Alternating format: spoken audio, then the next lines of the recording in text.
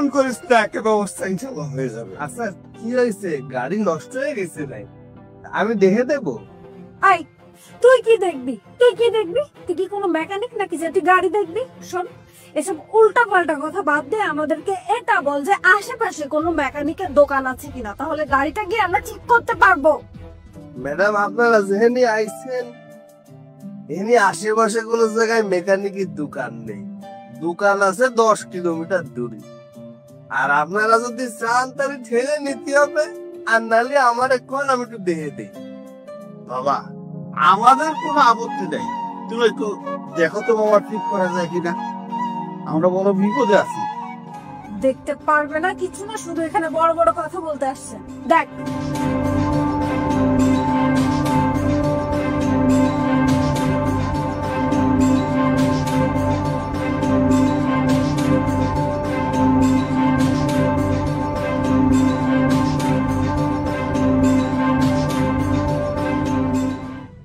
পানি নিয়ে গেছে।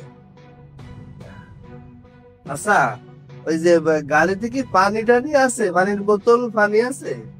আছে, নিয়ে আসে।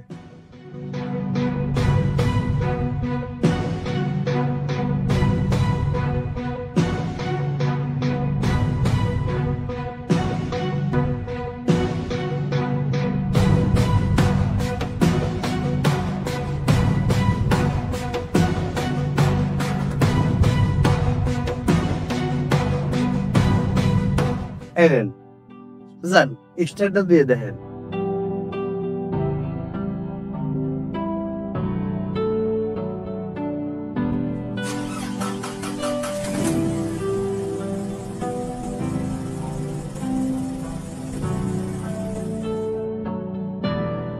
বাবা 500 টাকা দাও তো। 500 টাকা তো নেই, 1000 টাকা আছে। সমস্যা নেই, এই ফকিন্নিটা তো এখানে টাকার জন্য এসেছে। এই নে তোর টিপস। আরে না না, তা লাগবে না, আমি তো সামান্য একটু কাজ করেছি, সামান্য কাজের জন্য টাকা দিতে হবে না। আমি কাজ করে টানি, কিন্তু করে সাহায্য করে টানি না। শোন, আমাদেরকে সাহায্য করার মতো যোগ্যতা তোর নেই। তুই কাজ করেছিস, আমি তোকে টাকা দিচ্ছি, টাকাটা চুপচাপ নিয়ে নে। আসলে বাবা আমার মেয়েটা একটা জিদি, ওর কথায় তুমি কিছু মনে করো না, তুমি কাজ করেছো, টাকাটা তুমি নিয়ে নাও বাবা। আচ্ছা ঠিক আছে স্যার, আপনি যেহেতু এত করে করছেন, আচ্ছা আমি টাকা নিচ্ছি, দেন।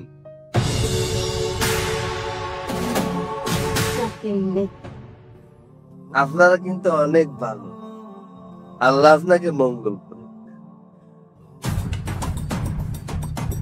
ফকিন্নি একটা, কত বড় বড় কথা বলতেছিল, টাকার প্রয়োজন নেই, টাকা নিবে না।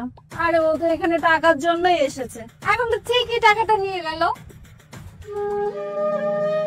ভাইজান আমার কিছু সাহায্য করবেন, আমি 2 দিন ধরে কিছু খাই না।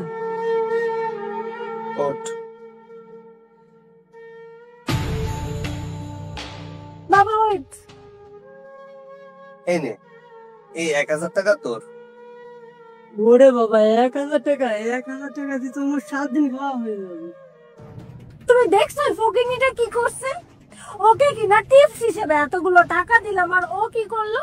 ওই টাকাগুলো অন্য কাউকে দিয়ে দিল, মাথাটা পুরোই গরম করে দিচ্ছে। মাথা গরম করিস না, ওর কাজ ও করছে, আমাদের কাজ আমরা করি। চল গাড়ি তোর। সহ্য।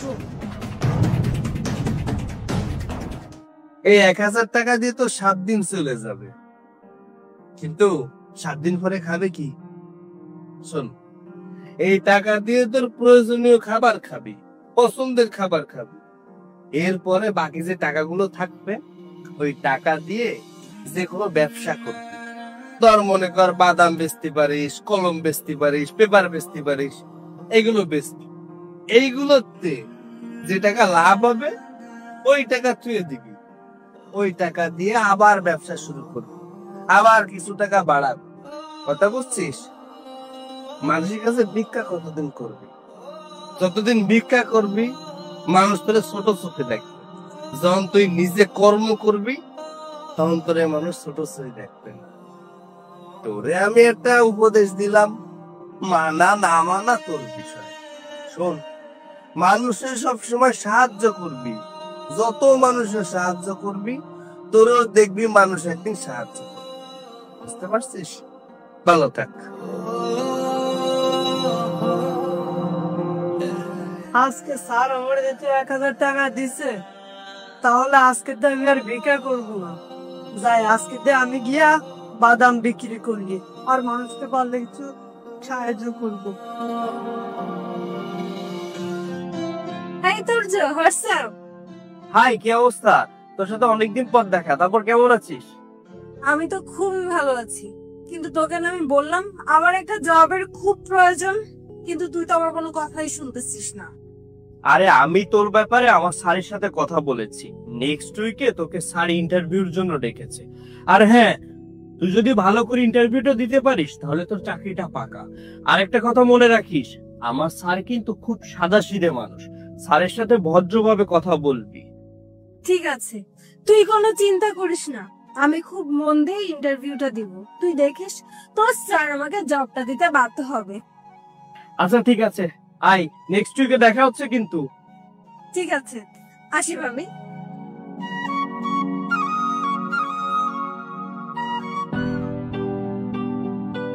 স্যার, আপনাকে আমি আমার বান্ধবীর কথা বলেছিলাম না একটা চাকরির জন্য, স্যার আমি ওকে সাথে করে নিয়ে আসছি।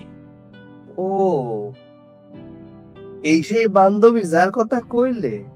ওনারা তো আমি আগের থেকেই চিনি।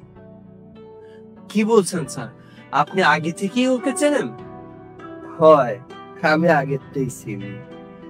আচ্ছা তুমি যাও, তুমি যাই ওই যে থাইল্যান্ডের ক্লায়েন্টের সাথে একটু কথা বলো, দাও মাছ পৌঁছেছে কিনা, আমি কথা কয়ে নিচ্ছি। জি স্যার, ঠিক আছে, আপনারা কথা বলো।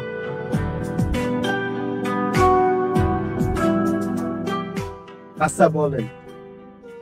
আই সরি স্যার, আমি আসলে বুঝতে পারিনি যে আপনি এই কোম্পানির মালিক।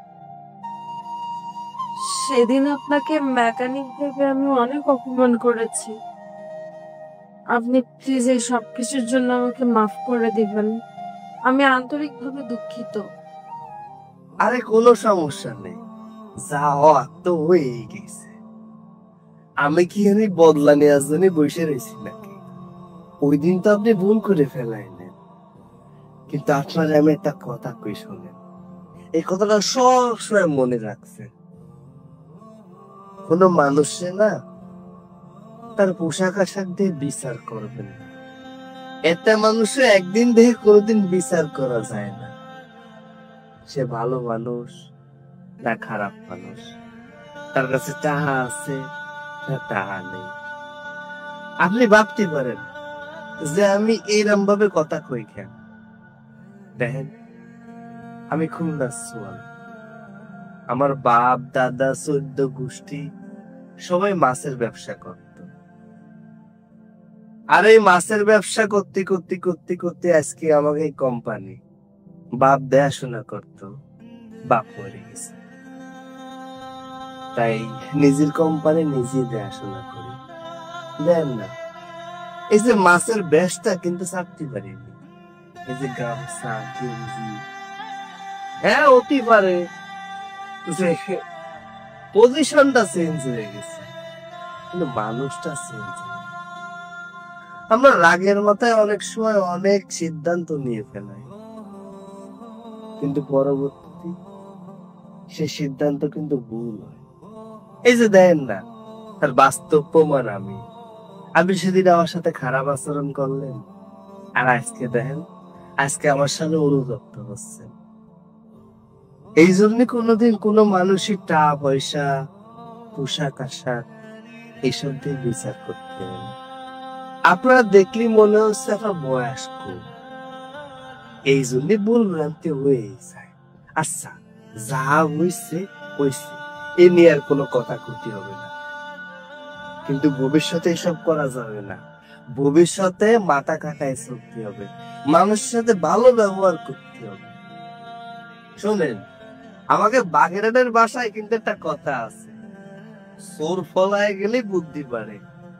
গৃহস্থর যখন ওই যে ছাগল গরু চুরি হয়ে যায় ওই সময় বেড়া টেরাতে, এরা কিন্তু ভালো করে বেড়া টেরাতে। তাই কই কি কোনো কিছু সিদ্ধান্ত আগের থেকে নিতে হয়, পরিকল্পনা করতে হয়, তারপরে সামনের দিকে আগাতে হয়। এই জন্য সব কাজ বাইরে চিন্তা করতে হয়, চিন্তা ভাবনা ছাড়া কোনো কাজ করতে হয় না। কথায় আছে না, ভাবিয়া করিও কাজ, করিয়া ভাবিও না। স্যার সবকিছুর জন্য আমি আবারও আপনার কাছে মাপ চাচ্ছি। স্যার এই চাকরিটা আমার খুব দরকার, নিজেকে প্রতিষ্ঠিত করার জন্য এই চাকরিটা আমার করতেই হবে। আপনি প্লিজ ওই দিনের কথা মনে করে আমাকে চাকরিটা থেকে বঞ্চিত করবেন না, আমি আপনাকে হাত জোড় করছি। আরে সরি টরি করতে হবে না, আমি তো কইছি যা হয়ে গেছে হয়ে গেছে। আর আপনি তো বুঝে শুনে করেননি, তাই না? আজকে যদি আপনার ব্যবহারের জন্য আপনারে আমি চাকরিতে বঞ্চিত করে দিই, তাহলে আপনি ডিমোটিভেট হয়ে যাবে।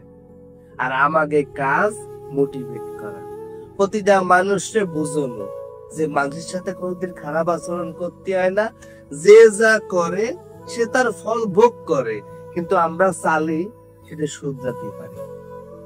তোমার তো চিন্তা করার দরকার নেই তো, যাও তোমার চাকরি কনফার্ম, কালকে তুমি এই জায়গায় জয়েন করো, কেমন? স্যার আপনাকে অনেক ধন্যবাদ। সেদিন আপনার সাথে এত বাজে ব্যবহার করার পরেও আজকে আপনি আমাকে চাকরিটা দিলেন। আপনি প্রমাণ করে দিলেন যে এখনো পৃথিবীতে ভালো মানুষ আছে। অনেক অনেক ধন্যবাদ আপনাকে। আচ্ছা, ধন্যবাদ দিতে হবে না। শোনো, ওই ক্লায়েন্ট ঠিকঠাক করে হ্যান্ডেল করো, আর অফিসের কাজ কাম ঠিকঠাক করে করো। আর হ্যাঁ, আমার অফিসে একটা নিয়ম আছে, কিন্তু একদম ঠিক টাইমে অফিসে আসতে হয়, না আসলে কিন্তু বেতন কাটা। জি স্যার, আপনি কোনো চিন্তা করবেন না, আমি টাইম মেনটেন করে অফিসে আসবো। আচ্ছা ঠিক আছে, তুমি যাও এখন।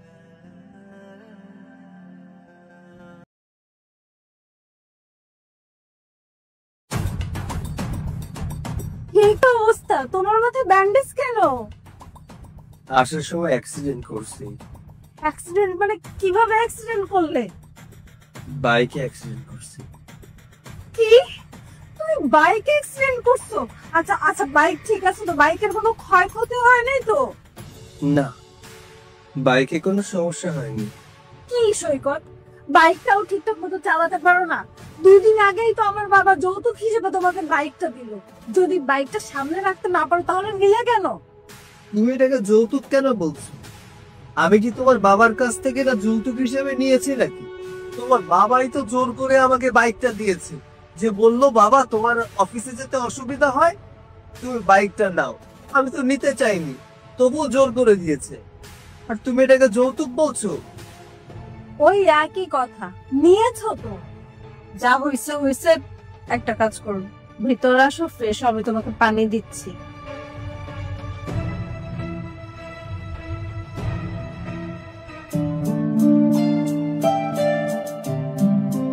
সৈকত, পানি।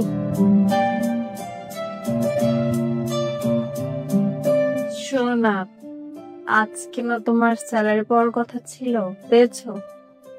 হ্যাঁ, স্যালারি পেয়েছি। আমার না আর্জেন্ট 10,000 টাকা লাগবে। টাকাটা প্যান্টের পকেটেই আছে। ঠিক আছে।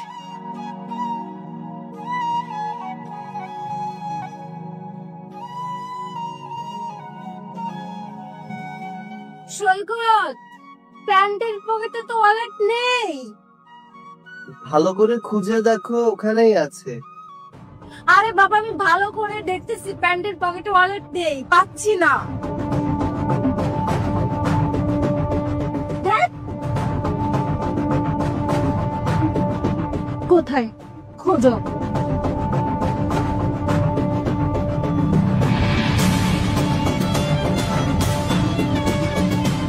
কি ব্যাপার, পেলে খুঁজে?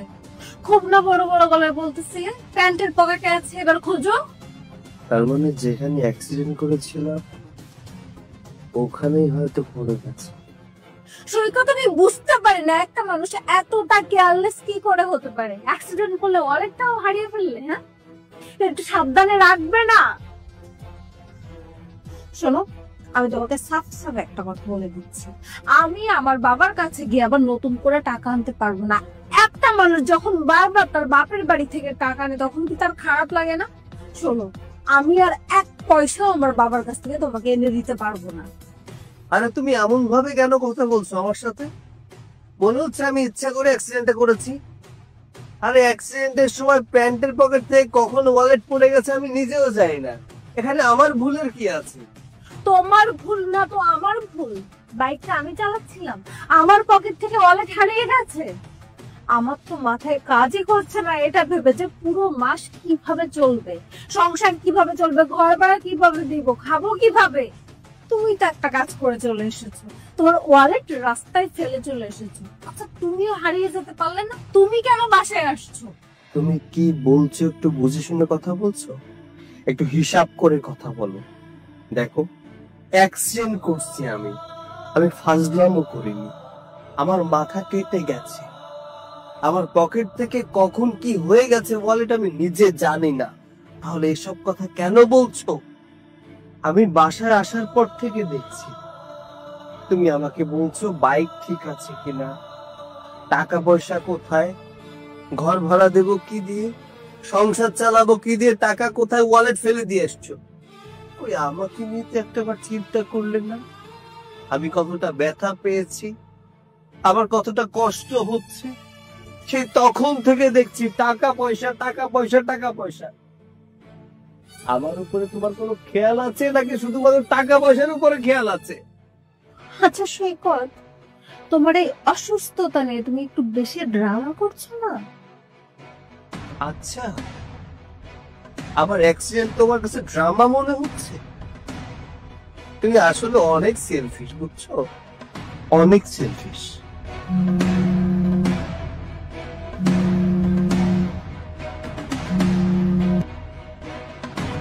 হ্যালো হ্যালো আপু। কি হয়েছে তাড়াতাড়ি বল, অলরেডি আমার মাথা এমনিতেই গরম আছে। আসলে বলছিলাম কি, দুলাভাই কি ঠিক আছে? হ্যাঁ ঠিক আছে, কিন্তু কেন? তুই তো দুলাভাইয়ের কথা এভাবে জিজ্ঞেস করছিস কেন? না আসলে তেমন কিছু না, তুই তো জানিস আমি ভালোভাবে বাইক চালাতে পারি না। তো ভাইয়ার কাছ থেকে আমি আসলে বাইকটা নিয়েছিলাম, আমি ড্রাইভ করছিলাম, তখন অ্যাক্সিডেন্টটা হয়েছে। আমি তোকে বলতে নিষেধ করেছিলাম ভাইয়াকে, ভাইয়া যেন তোকে না বলে। আর একটা কথা, ওই ভাইয়ার পাসটা স্পটে পড়ে গিয়েছিল, তো পাসটা আমার কাছে আছে। কাল যখন আমি আসবো তখন ওটা নিয়ে আসবো।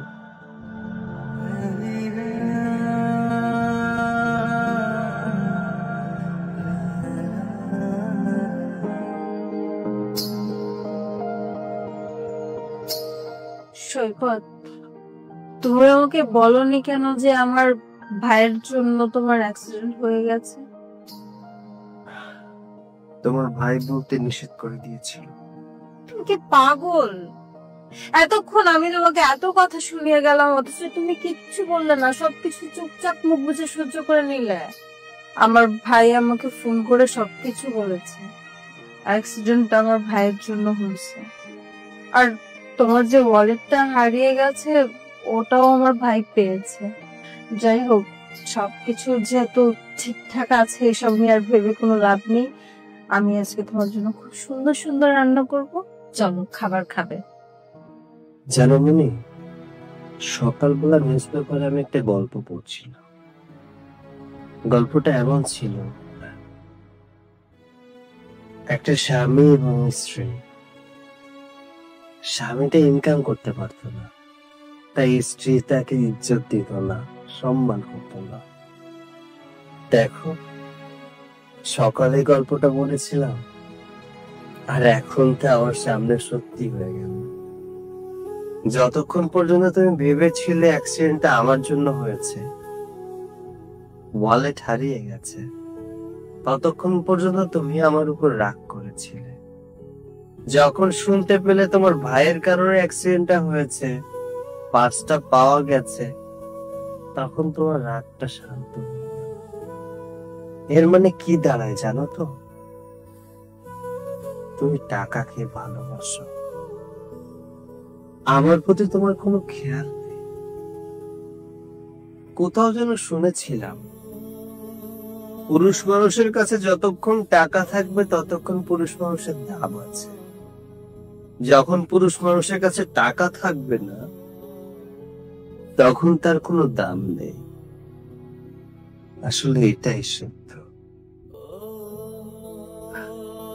আমার ক্ষুধা নেই, তুমি খেয়ে নিও।